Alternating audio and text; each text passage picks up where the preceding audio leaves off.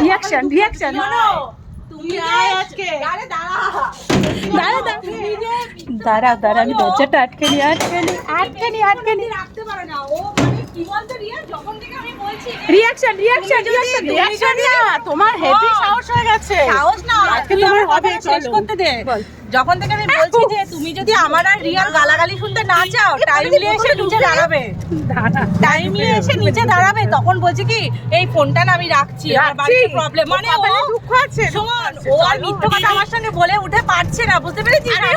আমি তো জানি ও ও তো কি বলতে সাজানো পারে। মাল না হ্যাঁ। বুঝলি আমাদের মতন গুছিয়ে যে মিথ্যে ও আমার সাথে কম্পিটিশন ওই মাল না তো না বিশ্বাস করেছে কি না আমরা বিশ্বাস করিনি আমি বিশ্বাস করি আমাকে ও বললো যে যা বলবি এটাই যাবে। আমি পলিদি আমার সঙ্গে মানে কম্পিটিশনে লেগেছে, পলিদি আমার সাথে কম্পিটিশনে লেগেছে, আমি যেভাবে মানে সাজিয়ে গুছিয়ে বলি তো গুছিয়ে বলতে পারে না যেই বলেছে কি তুমি যদি রিয়ার গালাগালি শুনতে না চাও, তখন বলে কি এই বাড়িতে লোক এসে ফোনটা রাখছি, ও আর বাড়াতে পারছে না, ও আর আমার সাথে কথাই পারছে না।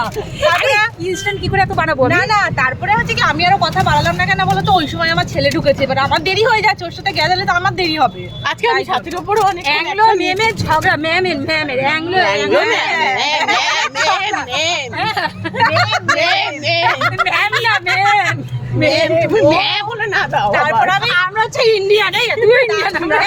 তারপরে আমি বাতিকে ফোন লেগেছি, আর বাতি বলে কি আমার বাড়ির সবাই অসুস্থ, তুই ফোন লাগাম যে তোমার বাতিকে বুঝে নাও তুমি।